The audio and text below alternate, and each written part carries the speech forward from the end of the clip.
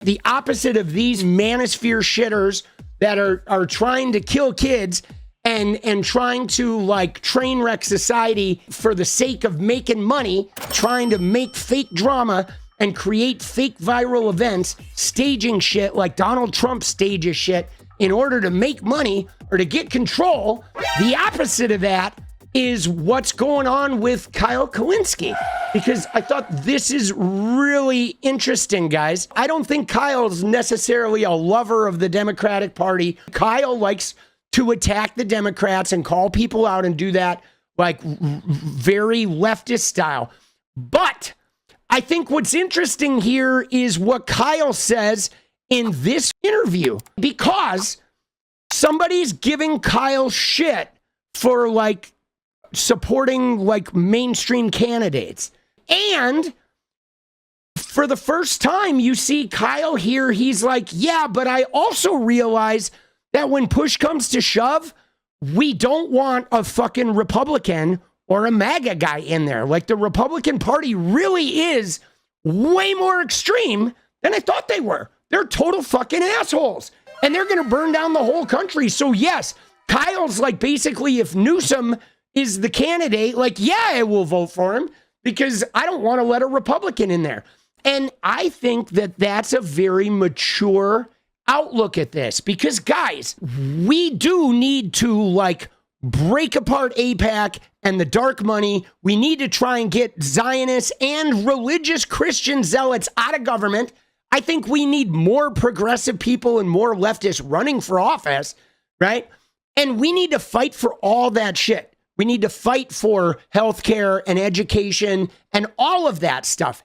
And simultaneously, guys, we live in a two-party system, which means on that day of voting, November 4th or whatever date it is of whatever year you're voting, it is our job to go to the polls and to pick the least harmful of the two major party candidates, because we know one of them is going to win.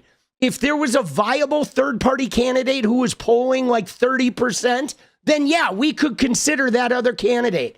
But if there isn't a candidate, a third party polling at like 30% or more, we have to go, and it is our civic duty to pick the least harmful of the two available candidates in that two-party system, period. If you don't go and pick the least harmful of the two likely winners, you're being irresponsible with your civic American duty. And that is what I firmly believe, that if you have a two-party system, you do have a civic duty, guys. And you can shirk your duty for the sake of your integrity, or like, well, I'm not going to vote for such and such, but you're shirking your duty. And then you are contributing to maybe exactly what you don't believe in taking power. So that's how I look at it. But I think Kyle here is like showing some real growth, guys. And why do I think this is important? Here's why.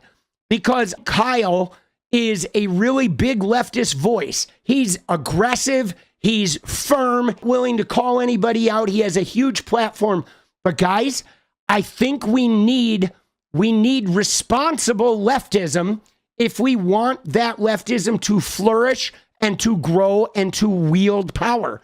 Irresponsible leftism is going to lead us into right-wing fascism, the same way that irresponsible rebellion can give the very people you're rebelling against power over you.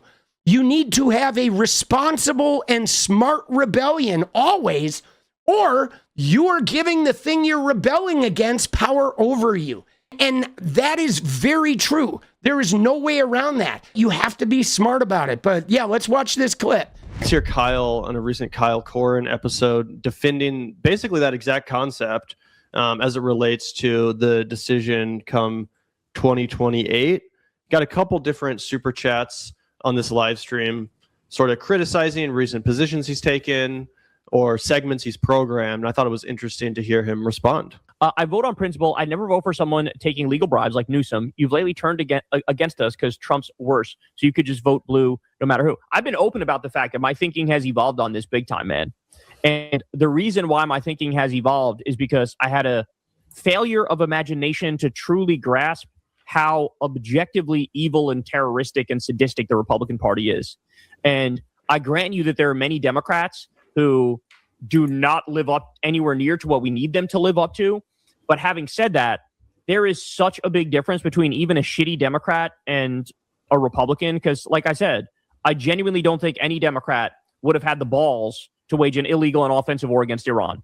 Right. Like, I do think Democrats are captured by the Israel lobby as well. And like, there's problems with the military industrial complex. All that is true. Absolutely. But I don't think they would have. Bill Clinton wasn't dog walked by Netanyahu. Obama wasn't dog walked by Netanyahu. Biden wasn't dog walked by Netanyahu. Donald Trump was dog walked by Netanyahu. And if like I said, they wouldn't have bombed the boats in the Caribbean. Yeah.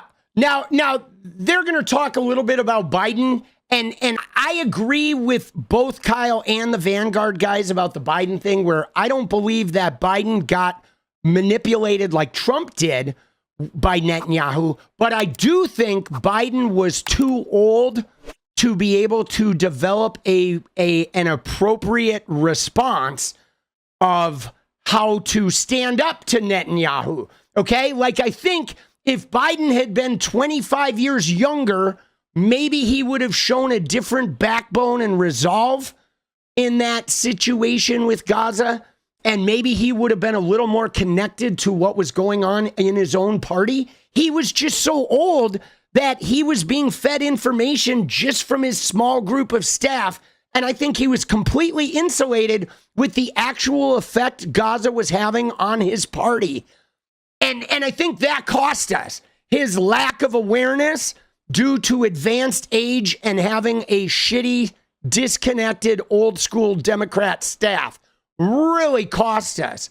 But let's hear what they say here. I think you could argue that Biden was a little dog walked by Netanyahu, but where I will agree with Kyle right here is the fact that he always maintained a firm line on Iran. Now, Joe Biden's foreign policy was not up to snuff when it came to Iran. I think he should have proactively negotiated a return to the Iran nuclear deal, which would have prevented some problems that we saw later in his presidency. However, he made it clear over and over and over again throughout the entire time that he was president that he was not going to follow Israel into a war with Iran. That's one piece of credit you can give the guy for sure. Yeah, 100%. No, I agree with that. And I do agree with Kyle, too, that Trump has just like changed the calculation. Unfortunately, maybe you could have made an argument like 10 or 20 years ago, like, oh, Democrats and Republicans it's just a uniparty. They're all the same or something.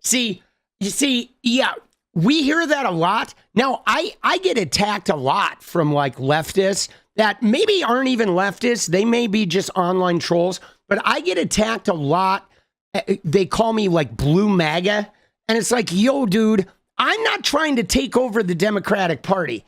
I don't hate the Democratic Party. I'm not trying to strong arm the party. I am not like MAGA at all. I am a leftist who also appreciates the power structure that is the Democratic Party. And I would like to use some of that power for leftism. Okay, that's where I'm at. I like the party and appreciate everything they've done. I acknowledge that they have a lot of power. And I am a leftist that is further left than most of the party. And I would like to, over time, bring the party a little closer to me and to get some of that power used on leftism.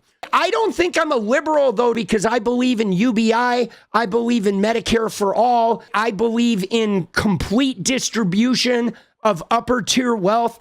Like, I think the ultra wealthy should pay all of the tax burden, and a percentage of their money should be redistributed to the lower classes. That is not liberal ideology. That is like very left.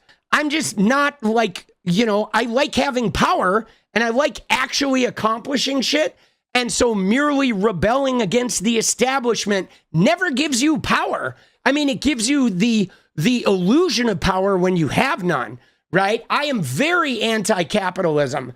Right? I am, dude. I'm not like capitalist at all. But I also, though, I like the power structure of the Democratic Party. It's a very powerful apparatus. They have a great, ground apparatus. They have like, financial backing. I mean, they definitely know how to win some elections. Sometimes they also know how to lose, right? but you know, but that being said, I think what really impresses me about this is I feel like Kyle's evolving. And I think that's a really important thing to do for us to evolve, because ultimately, guys, MAGA has gotten overwhelming and we need to eradicate some of that ideology. And this America First Groyper is ideology. We are no longer at a uniparty type situation. I'm real proud of Kyle because it seems like he's fucking, I don't know, he's growing. He's growing as a content creator. And that's why you look at somebody like Zoran Mamdani, and he does not reject the establishment, guys. He merges with it. So does AOC. They do. That's the only way you're ever going to have power, guys. You have two options. You either merge with it and become a part of it and actually change the power, or you have to do like Trump did, and you have to do like a violent takeover of the party. But then whoever does the takeover is usually not somebody that is like good at sharing power. You know, it's usually people that like wield power aggressively and deceitfully that will do takeovers. But a long-term takeover involves fusing with it. It does. And Mamdani is just such a great example of him. Like, he got on Hakeem Jeffries' team, he got on Hochul's team, and now he's making real shit happen. He charmed Trump. Trump is now threatening him on Twitter, but he's going to go in there and he is going to do the same shit because he realizes that, you know, he doesn't want to give like other people the power to take away his agenda. It's like, if you want to accomplish your agenda, you do need allies. But yeah, dude, I love this clip about Kyle. That's real growth, man. It is. It's real growth. And again, I'm going to finish on what I started, which is anybody who thinks a vote for Jill Stein is preventing genocide is absolutely batshit crazy. Okay? If you vote for Jill Stein or Cornel West and you think you're fighting genocide, you're fucking clueless. And you need to get your head checked, because you're not. You are most likely enabling the worst, most genocidal people getting elected. And that's factual. And anybody who argues with that, I'm not even hearing it, because I know some people just want to argue about this and they want to act like they have like some special integrity that exempts them. And because this is a hot button thing, like people try to rope me into there's only one way to approach the future of the American electoral system. And I'm not buying it, because I'm holding fast to the fact that we live in a two-party system. And until there's a viable third party, we got to work with one of the two parties. So pick one to work with, and then you got to merge with it. And if you're not doing that, then you need to be building that viable third party. And if you're not doing any of those, you need to be running for office. And if you're not doing any of those, if you're not going to merge with one of the parties, you're not going to start a viable third party, and you're not going to run for office, then you are just an obstacle. And there's no way around that. That's it. There's four choices. You merge with the Republicans or Democrats. You become part of building a viable third party where you actually get involved, or you run for office. And if you're not willing to do one of those four, you are just an obstacle, being a yapper. And that's how I look at the world. It's about, like, we have a personal responsibility to invest ourselves in some way and try to be part of the living solution, man. And I think, though, people like to get into theoretical arguments, but theoretical shit is a waste of time. You need to put your boots on the ground, and you need to pick one of those legitimate options and be working towards the actual, like, changing of the country, and not just stoking rage and apathy and feelings of powerlessness, like we can't do anything because there's some establishment structure that controls us all and there's no hope. And that, like, I think that's just a waste of time, man. What is up, guys? Thank you so much for watching. You like the video, you want to support independent resistance media, you know what to do. drop that sub, hit the like button, and please share it. And we do love our members, so if you want to become a member, it's another really great way to support. Thanks again for everything, guys. I'll see you next time. Let's go.